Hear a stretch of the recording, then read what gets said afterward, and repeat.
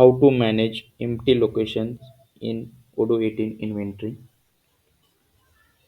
Go to the home menu, select inventory module.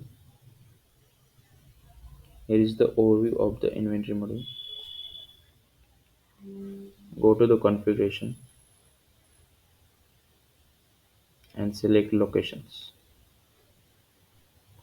Here is the search result and firstly cancel. We have the all locations of that, and simply we can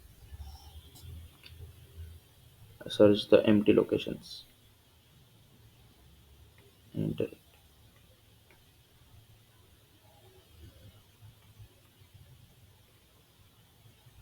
For the internal. Here are the all empty locations. Simply click on that. You can check the products. It is the no products of are there remaining.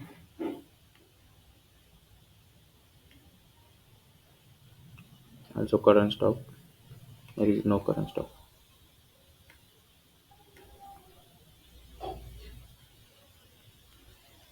You can check also